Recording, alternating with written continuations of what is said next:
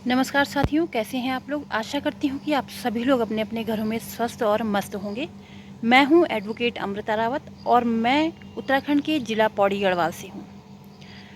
साथियों, आज मैं आपको बताऊँगी कि अभी जो कुछ टाइम पहले आप लोगों ने सुना होगा कि कोचिंग सेंटर में पढ़ाई करते समय कुछ बच्चे जो है मर गए, कह सकते हैं, अचानक से पानी आने के कारण।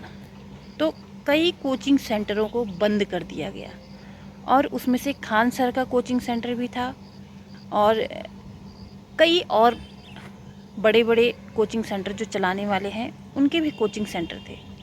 लेकिन सोचने वाली बात ये है कि सरकार हो या हम लोग हों, कोई भी हो, जब कोई घटना घट जाती है हमें तभी नियम और कानून क्यों याद आते हैं।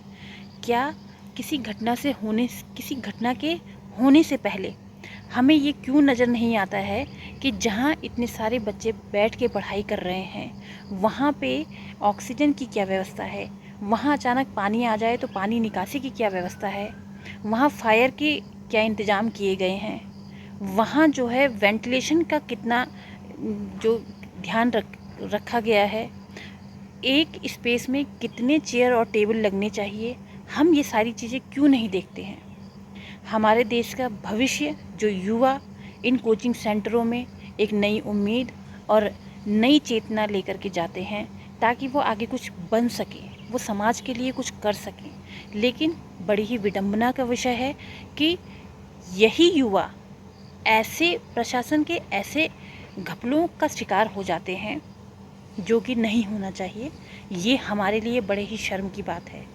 जब किसी कोचिंग सेंटर में उसके बेसमेंट में पानी घुस जाता है, वहाँ कई युवा जो पढ़ाई कर रहे होते हैं, कईयों ने सुना कि बाहर भागिए तो वो भागे और कईयों ने नहीं सुना क्योंकि वो इस इतने कोने में बैठे हुए थे कि वहाँ तक उनकी आवाज़, बुलाने वाले की आवाज़ नहीं पहुँच पाई।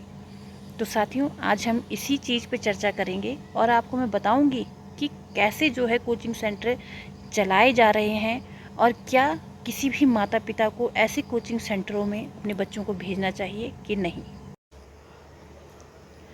साथियों, जब कोई युवा घर से बाहर कोचिंग के लिए जाता है, पढ़ने के लिए जाता है, तो वो कोचिंग सेंटर उससे मोटी रकम लेते हैं और उस मोटी रकम का कोई हिसाब नहीं देते हैं कि उनके लिए क्या व्यवस्थाएं की गई हैं, उनके स्वास्थ्य के लिए क्या व्यवस्थाएं हैं, उनकी जो पढ़ाई है उसके लिए क्या व्यवस्थाएं हैं, क्या वहाँ प्रॉपर इंटरनेट चल रहा है। जैसा कि आप लोगों ने इस घटना से सीखा ही होगा कि अधिकतर कोचिंग सेंटर जो है बेसमेंट में चल रहे थे।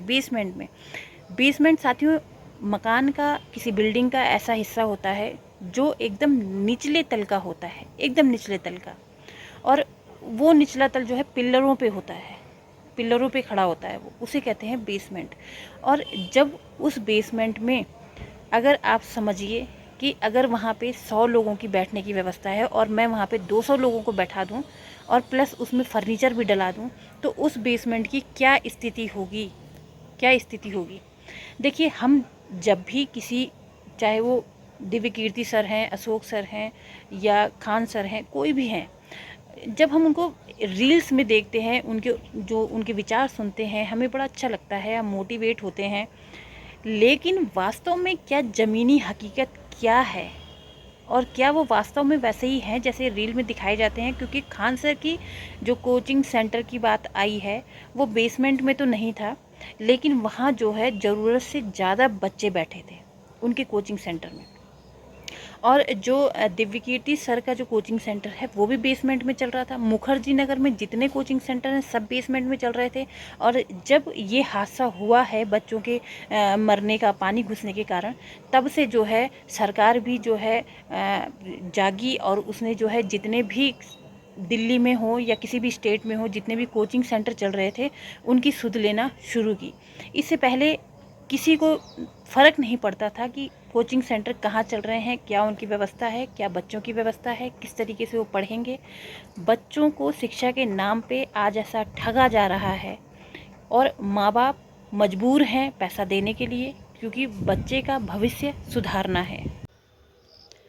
देखिए साथियों, जब भी कोचिंग सेंटर कोई खोला जाता है तो उसे प्रमाण पत्र की आवश्यकता होती है, यानी कि वो कोचिंग सेंटर लीगल है या अनलीगल है, ये वो प्रमाण पत्र के माध्यम से ही पता चलता है।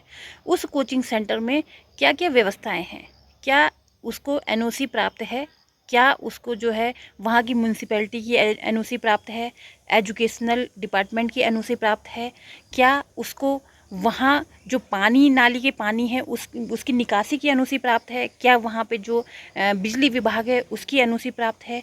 क्योंकि सामान्य तौर पे ये देखा जाता है कि कई बार क्या होता है कि बिजली के वायर इस तरीके से बेतरतीब जो है कोचिंग सेंटरों में फैले रहते हैं, क्योंकि सभी के डेस्क में लाइट देनी होती है, सभी के डेस्क को जो है उजाला करना होता है।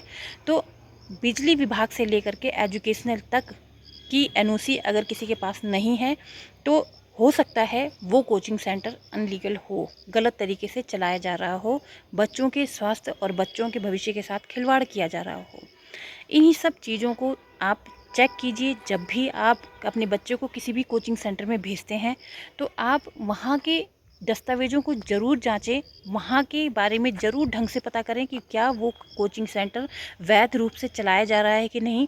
आज जो हमारे युवा साथी जो इस दुनिया में नहीं हैं, आज उनके दोस्त आक्रोश में हैं, जनता आक्रोश में है, और सरकार और मीडिया इस बात की जो है तह तक जा रही है कि आखिर ये हादसा किन की लापरवाही के कारण हुआ।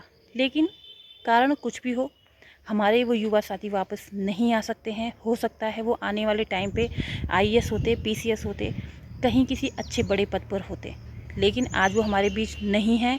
और इन कोचिंग सेंटरों की जो लापरवाही है, इन कोचिंग सेंटरों ने जो एक पैसा कमाने का धंधा बना लिया है बच्चों की एजुकेशन के नाम पर, तो इसमें सरकार को भी ध्यान देना चाहिए और पेरेंट्स को भी ध्यान देना चाहिए कि हम अपने बच्चों को इतना प्रेशर, पढ़ाई का इतना प्रेशर ना डालें कि तुमको सिर्फ़ और सिर्फ पढ़ना। हो सकता है कोई बच्चा पेंटिंग में अच्छा हो, कोई खेल में अच्छा हो, हम दूसरे बच्चे की तुलना अपने बच्चे के साथ नहीं कर सकते हैं कि हमारे पड़ोस का बच्चा या मेरे बच्चे के साथ जो बच्चा है वो इतने अच्छे इंस्टीट्यूट से कोचिंग ले रहा है और मेरा बच्चा अच्छे इंस्टीट्यूट से कोचिंग क्यों नहीं ले रहा है।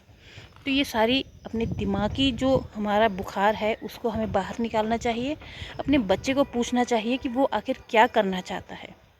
आज जो स्टेप खान सर की कोचिंग में चलाया जा रहा है, जबकि हम जानते हैं वो बहुत से बच्चों को जो है कि फ्री में भी कोचिंग देते हैं, फ्री में कोचिंग देते हैं। लेकिन जो बात देखिए गलत है तो गलत है, क्योंकि वो भी ऐसी जगह में कोचिंग चला रहे हैं जहाँ पे 100 की जगह 200 बच्चे बैठ रहे हैं। अगर सपोज वहाँ पे अगर कोई ऐसा हादसा हो जाता है और आने जाने का रास्ता एक ही है, तो एक रास्ते से 200 बच्चे कैसे भागेंगे बाहर, आप खुद ही सोचिए। आज जो दिव्यकीर्ति सर का कोचिंग सेंटर बंद कराया गया, वो भी सुनने में आ रहा है कि बेसमेंट में चलाया जा रहा था, और बेसमेंट में भी उनकी वही व्यवस्था थी जो अन्य कोचिंग सेंटरों में होती है। तो जो भी कोचिंग सेंटर चला रहे हैं वो पैसा ले रहे हैं, बशर्ते वे पैसा ले लें, लेकिन उस पैसे का कुछ हिस्सा कम से कम बच्चों की सुरक्षा के लिए भी लगाएं। तो साथियों, ये था आज का मेरा वीडियो। आशा करती हूँ कि आप सभी को पसंद आया होगा, और अब मिलेंगे हम नए वीडियो में। तब तक के लिए अमृता रावत को आज्ञा दें और ज़्यादा से ज़्यादा इस वीडियो को शेयर करें। आप किस स्टेट से और किस ज़िले से मेरी वीडियो देख रहे हैं मुझे कमेंट के माध्यम से बताएं।